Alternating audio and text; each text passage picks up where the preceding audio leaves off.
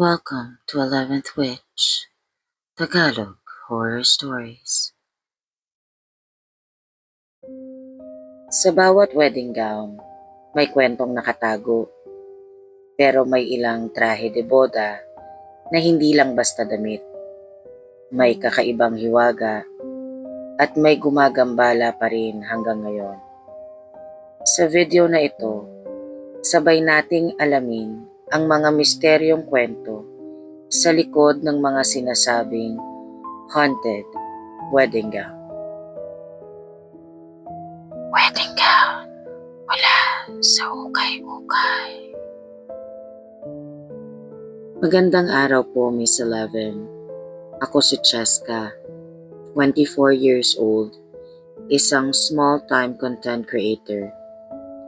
Mahilig akong mag-vlog ng ukay-ukay finds, lalo na ng mga vintage at pang-cosplay na damit. Pero dahil sa huling ukay haul ko, parang ayaw ko na pong mag-vlog. Noong nakaraang buwan, may pinuntahan akong abandoned thrift warehouse sa may outskirts ng Tagaytay. Hidden gem daw yon, sabi ng TikTok. Hindi siya literal na shop. Isa po siyang lumang imbakan ng ukay-ukay. At makakapasok ka lang pag kilala mo si Kuya Turo, isang matandang caretaker. Pagdating ko doon, puro amoy amag at alikabok, pero sobrang sulit. Nakakita ako ng mga retro bags, leather boots, at isang wedding gown. Puti pa rin, pero may mga manilaw-nilaw na parte sa laylayan. May detalyeng lace at napakaganda ng disenyo. Yung tipong mukhang Dior inspired pero luma. Walang label, walang presyo. Nang tanungin ko si Kuya Turo kung magkano ang gown, ang sabi lang niya, ibibigay ko na lang yan, pero wag mong isusuot ha. Pang-display lang. May kwento yan. Tumawa lang ako at di sineryoso ang sinabi niya. Sobrang saya ko. Kaya syempre, vlog agad pag-uwi. Gown Haul from the Creepy Ukay Warehouse. Yon ang title ng video. Sa dulo ng vlog, sinukat ko yung gown. Tumapat ako sa salamin. Saktong-sakto sa akin. Parang ginawa para sa katawan ko. Pero napansin ko, habang nasa salamin ako, ay may anino sa likod. Parang babae na nakatingin. Pero wala naman akong nakita nung lumingon ako. Pinutol ko ang video, akala ko glitch lang. Kinagabihan na naginip ako, nasuot ko pa rin ang gown. Pero iba na yung setting. Nasa loob na ako ng isang lumang simbahan. Wala ni isang tao, kundi isang lalaki sa altar. Nakaitim na tuxedo, nakatayo, nakatalikod. Lumakad ako papunta sa kanya. Hindi ko alam kung bakit, pero parang may humihila sa akin. Nang malapit na ako, bigla siyang humarap. Walang mukha. Sunog ang balat. At bigla niyang sinabi, bakit mo sinuot ang hindi para sa iyo? Gusto mo ba siyang palitan? Pagkagising ko, Miss 11, nagdudugo ang ilong ko. Pinanood ko ang vlog na in-upload ko kagabi. May mga kakaiba na comments. Bakit may batang umiiyak sa background? Sino yung babae sa likod mo na nakabelo? Sis, bakit may sumisigaw ng wag habang tumatawa ka? Hindi ko narinig yon nung inedit ko ang video. Pinakinggan ko ulit gamit headphones. At oo nga, may umiiyak. May bumubulong ng, ikaw na ba ang susunod na ikakasal? Hindi ka pwede. Dapat siya. Kinabukasan, may dumating na sulat sa pinto ko. Walang sender. Sa lumang papel may nakasulat lang. Ang damit ay para sa kanya lang. Ibinalik mo ba ang sumpa? Pinuntahan ko si Kuya Turo. Hindi ko kasi maintindihan kung ano na ang nangyayari. Ang sabi niya sa akin, yung gown na yan, matagal na daw sinumpa yan. Isang bride na bigla na lang nawala sa araw ng kasal. Suot na yan. Siya, hindi na nakita. Yung katawan, hindi na nahanap. Pero yung gown na yan, palagi daw na bumabalik. Sinubukan kong sunugin ang gown, pero hindi siya nasusunog. Sinubukan ko ring ibenta online, pero palaging naibabalik sa pintuan ko kahit kanino ko pa ipadala. Isang gabi, may narinig akong kumakalabit sa bintana. Nakabelo, nakagown, nakatingin lang sa akin. Wala siyang mata. Itim ang bunganga, nakanganga. Parang may isinisigaw na wala namang tunog. Dahan-dahan niyang dinikit ang daliri niya sa salamin ng bintana. Nagsulat siya sa salamin gamit ang kanyang daliri. Ang isinulat niya, ibalik mo sa akin. Hindi ako nakatulog ng gabing yon, Miss Eleven. Lagi ko siyang naiisip hanggang dumating ang umaga. Hanggang ngayon, Miss Eleven, ay nagre-research ako kung saan at kanino ang wedding gown na nakuha ko sa ukayan. Ilang buwan na siyang nasa akin, pero wala pa din akong mahanap na impormasyon na makakapagturo kung kanino ko ba dapat ibalik ang wedding gown. Sa ngayon, nakabox na ito sa ilalim ng kama ko. Madalas pa din pong may kakaibang nangyayari sa akin sa araw-araw. Madalas pa din pong may mga naririnig akong tunog o anino sa gilid ng bintana. Mga gabi na nagpapakita siya sa akin.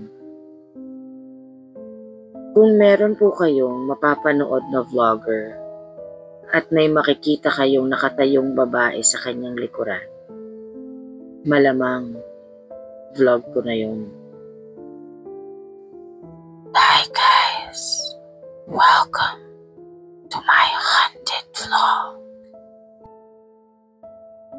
Haunted vintage wedding gown. Ako si Mika, 26 years old, visual merchandiser sa isang sikat na bridal boutique sa Quezon City.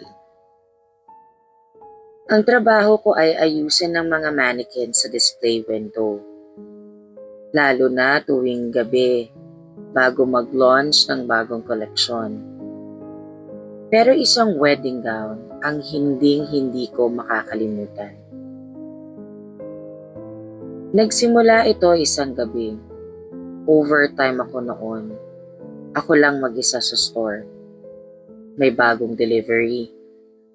Isang vintage wedding gown mula sa estate ng isang kilalang pamilya. Sobrang ganda. Ivory white, long trail, at may kakaibang shimmer kahit wala na sa ilaw. Sabi ng boss ko, ilagay mo sa gitna ng display yan bukas. It's our special piece. Paglagay ko sa mannequin, napansin ko na parang ang bigat ng dress. Tapos, parang may naririnig ako na humihinga sa paligid ko. Kinabukasan, may napapansin ang mga dumadaan sa harap ng shop. Naririnig kong sabi nila, "Bakit gumagalaw ang gown? May tao ba sa loob?" May nag-record pa nga, Miss 11. Nag-viral sa TikTok. Bride ghost caught moving in a wedding shop window at 3 a.m. Pinanood ko yun. Sa video, makikitang gumagalaw ang laylayan ng gown dahan-dahan. Parang may tao na nagsuot ng gown. Pero wala ka namang makikita na tao o katawan. Walang anino. As in talagang yung wedding dress lang. Naglagay kami ng motion sensors at CCTV. Nakaset para tumunog kung may gumagalaw sa loob ng shop. 3:00 ng madaling araw, nag-alarm. Pag-check ng footage, nakita namin ang gown na unti-unting umuusog mula sa gitna ng display window papunta sa likod ng shop. Hindi naman gumagalaw ang ibang damit. Walang hangin, walang pumasok, pero ang gown lumalakad mag-isa. Napansin ko, gabi-gabi siyang gumagalaw, palapit ng palapit sa dressing room. At isang gabi, sinundan ko gamit ang CCTV monitor. Sa oras ng paggalaw niya, nagbukas mag-isa ang pinto ng fitting room. At pagkatapos ng ilang minuto, bumalik ang gown at isinuot niya ang sarili niya sa manikin. Kung tititigan mo, habang nakatayo sa madilim na parte ng store, nakataas na ang belo. Nang ibaling ko ang mga mata ko sa salamin na nasa harapan ng wedding gown, ay mapapansin mo na sa ilalim ng belo, meron ng mukha. Maitim ang mga mata, matangos ang ilong, at ngiti ng bibig na hanggang tenga. Pinatay ko ang footage, Miss 11, dahil sa sobrang takot. Kinabukasan, sinubukan naming alisin ang gown. 3 staff ang bumuhat, pero sobrang bigat, parang bato. Isa pa, tuwing sinusubukan naming tanggalin, namamatay ang ilaw sa buong shop. Tinawagan namin ang supplier. Ayon sa kanila, ang gown ay dating pag-aari ng babaeng ang pangalan ay Clarice Mendez. Isang bride na biglang nawala sa araw ng kasal niya. Sa CCTV ng hotel, nakita siyang pumasok sa function hall, suot ang gown, pero hindi na siya lumabas. Ang gown na lang ang naiwan sa upuan at sa altar. Simula nang dumating ang gown sa shop, nagkasakit ang boss ko. Ang isa pang kasamahan ko, nagsimula raw siyang kausapin ng babaeng bride habang nag-aayos ng display. Ang sabi niya, ibalik mo ko, hindi pa ako tapos lumakad sa aisle. Hanggang ngayon, hindi pa din namin natatanggal ang haunted wedding gown sa store. Nasa gitna siya ng shop, pero nakatakip na ang display window. Tuwing gabi, maririnig mong may kaluskos ng trail, tumatama sa sahig. Para bang may dahang-dahang naglalakad sa aisle. At minsan, pagpasok ko ng shop sa umaga, may amoy na bulaklak. At ang gown, minsan hindi mo na makikitang nasa loob ng display window. Minsan, parang inaabangan ka na niya sa pinto. Here comes the bride, all dressed in white. Pamanang trahe de boda. Magandang araw po, Miss 11. Gusto ko po sanang ibahagi ang karanasan ng pinsan ko na si Ate Maris. Hindi ko talaga makalimutan ang kwento niya dahil hanggang ngayon parang may mga kirot at takot pa rin sa tuwing naaalala namin ang lahat ng nangyari. Si Ate Maris po ay ikakasal sana noong nakaraang taon. Laking tuwa po ng pamilya namin kasi sa wakas makakapag-asawa na siya sa long-time boyfriend niya na si Kuya Noel. Simple lang ang plano nilang kasal, civil lang sana. Pero isang araw, may dumating na package mula sa isang malayong kamag-anak namin sa probinsya. Laking gulat namin nang buksan niyon. Isang antique na wedding gown. Maganda po yung gown, Miss Eleven. Kulay ivory.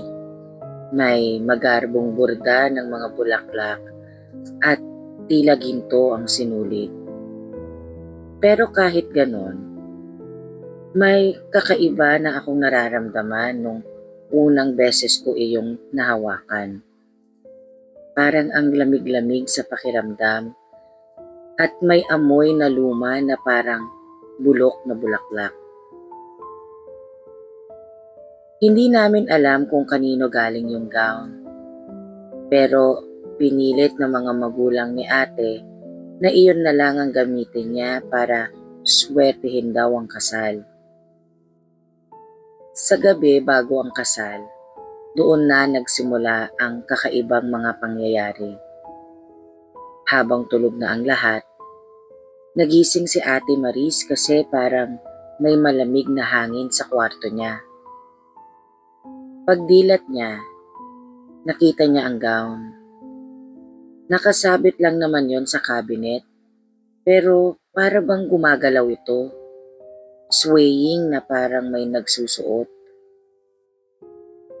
Noong una, inisip niya baka hangin lang.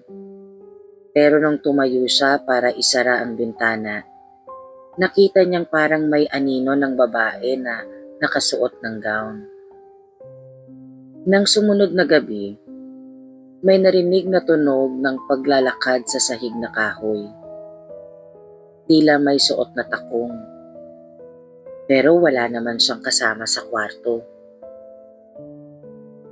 Nang malingon niya ang salamin, nanlaki ang mata niya. May babaeng nakaputi. Suot ang wedding gown. Nakatingin sa kanya sa salamin. Pero paglingon niya sa likod, wala namang tao.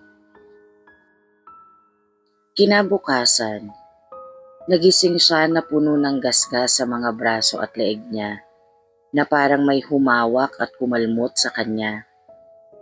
Hindi niya nakinaya, Miss Eleven, kaya sinabi niya sa amin ang nangyayari. Nagdesisyon sila ni Kuya Noel na cancelin ang kasal at ibalik na lang ang gown sa pinagmulan. Dito na namin nalaman ang kwento nito. Sabi ng matandang naghahatid, pagmamay-ari raw ito ng isang babaeng ikakasal sana noong 1940s. Pero namatay ito sa mismong araw ng kasal. Nilamon daw ng apoy ang simbahan. Mula noon, sinasabing ang kaluluwa ng bride ay hindi matahimik at nakakapit pa rin sa damit na iyon. Nang ibalik namin ang gown sa lumang bahay ng ninuno namin sa probinsya, doon na natigil ang mga kababalaghan. Pero kahit ngayon, may mga nagsasabing kapag dumaan ka sa lumang bahay, may maaaninag ka na babaeng nakaputi, nakatanaw sa bintana, parang nag-aabang ng kasal na hindi na natuloy. Hanggang dito na lang po ang kwento ko, Miss Eleven. Sana po ay magsilbing aral ito sa iba na hindi lahat ng minana o lumang bagay ay dapat gamitin, lalo na kung may madilim na nakaraan. Maraming salamat po at mag-ingat po tayong lahat palagi.